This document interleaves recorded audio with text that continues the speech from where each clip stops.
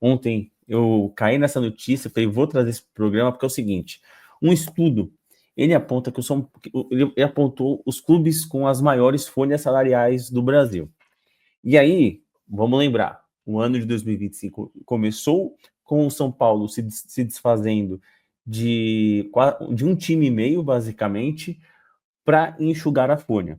Essa era a justificativa que o Júlio Casares deu quando se desfez de boa parte do elenco no começo desse ano. E vamos lembrar também que a maioria eram jogadores não aproveitáveis, não aproveitados, era não aproveitáveis, jogadores que não agregavam ao elenco. E aí vamos lá. A notícia é a seguinte: o futebol brasileiro segue com gastos crescentes com salários, conforme mostra o relatório Convocados 2025, produzido pela Convocados, gestora Ativos de Futebol, em parceria com a Outfield e patrocínio da Galápagos. Galápagos é essa que está junto com o São Paulo no FIDIC. E aí, segundo esse levantamento, o Flamengo ele segue isolado na liderança de folha salarial com 605 milhões destinados a custo com pessoal em 2024, que foi um aumento de 15%. Em seguida, apareceu São Paulo com 452 milhões de reais, e logo depois o Corinthians com 429. E aí o que me chama a atenção é que o Palmeiras aparecia em quarto lugar, mostrando que teve cortes nos custos no ano passado, e ficando atrás do São Paulo com 424 milhões de pagamento, com folha de salário no ano passado. O que me chama a atenção é que isso daqui é mostrando, lógico, né, os dados do ano passado, só que esse ano teve já o balanço do primeiro trimestre, mostrando que a nossa folha salarial aumentou nesse ano, em comparação com o ano passado.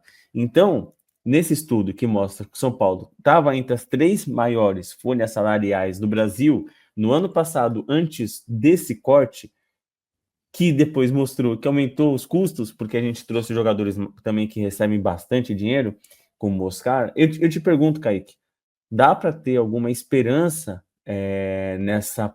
Aliás, dá para comprar esse discurso de que o São Paulo não investe em futebol, o São Paulo está com um elenco mais barato, mais enxuto, sendo que os números mostram que o futebol do São Paulo não é barato, o São Paulo não tem um time econômico?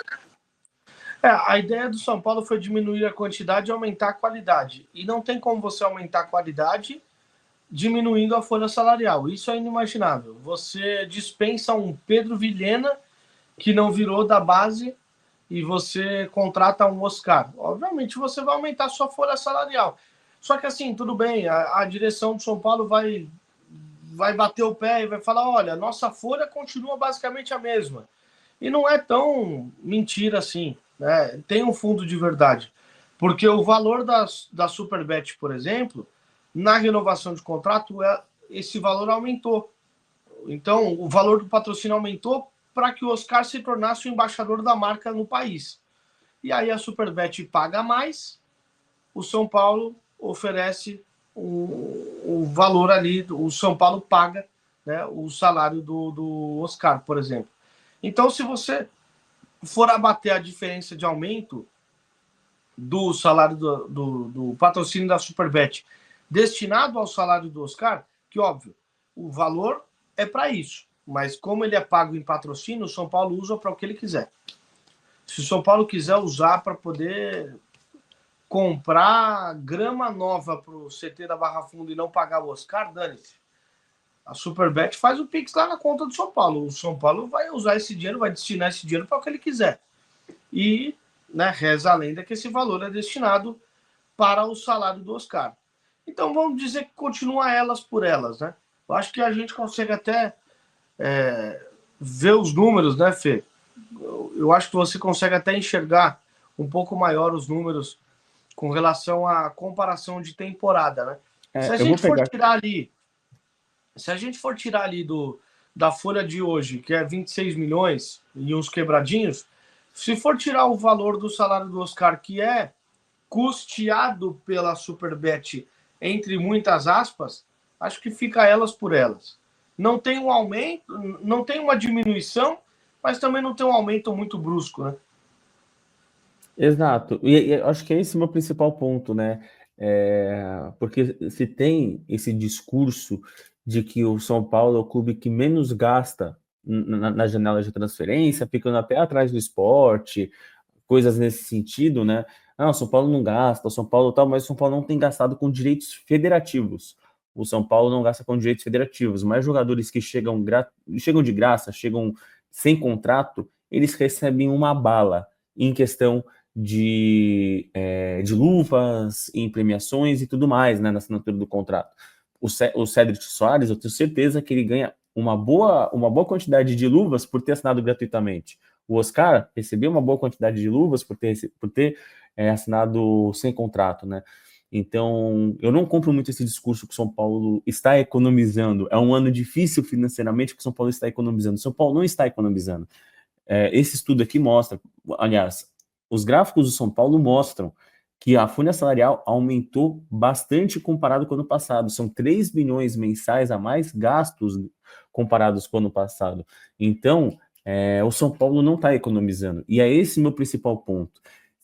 Se houvesse um planejamento, como aconteceu no Flamengo, onde o Flamengo, naquela época do Bandeira de Melo, jogava limpo e falava: a gente vai parar de trazer jogadores caros e badalados para economizar, seria uma coisa. Só que o São Paulo vive dizendo que esse é um ano de adequação ao FDIC, porém não consegue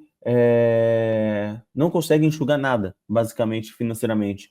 Tanto é que, no estudo do final do ano, que o Casares mostrou a perspectiva de redução de dívidas do São Paulo para esse ano, comparado com o aumento que teve de um ano para o outro, era uma unha de diferença. A redução vai ser, talvez, em poucas dezenas de milhões de reais de redução da dívida, que bate bilhão.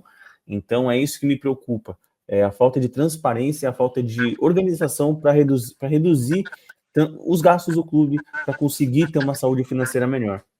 Talvez seja cruel demais com o torcedor de São Paulo, mas falando português claro e resumindo só o momento financeiro de São Paulo, hoje, o São Paulo não teria como ter no seu elenco jogadores como Lucas Moura, como Oscar e outros jogadores caros.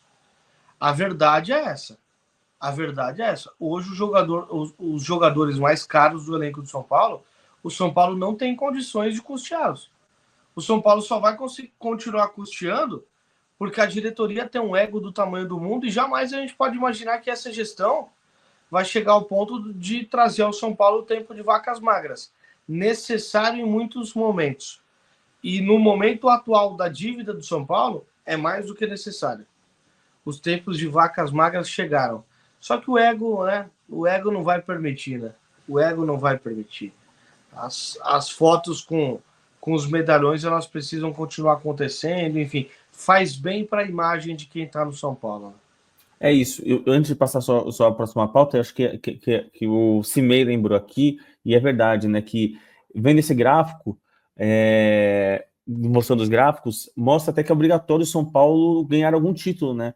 Seria vergonhoso brigar para não cair com uma folha dessa. E para mim esse é o principal ponto. O São Paulo a gente tem visto a narrativa de que esse é um ano de dificuldade, de cortes financeiros e de não conseguir investir no futebol do clube, enquanto na verdade está sendo investido, e aceitar que a gente tem um ano pífio esportivamente, não brigar nem por um G6 de Libertadores, para mim é um absurdo, porque o São Paulo tem gastado muito dinheiro para ter pretensões um pouco maiores. Não ganhar uma Libertadores, uma Copa do Brasil, um Brasileirão, mas para ter pretensões um pouco maiores do que essa de viver em 13º no Campeonato Brasileiro.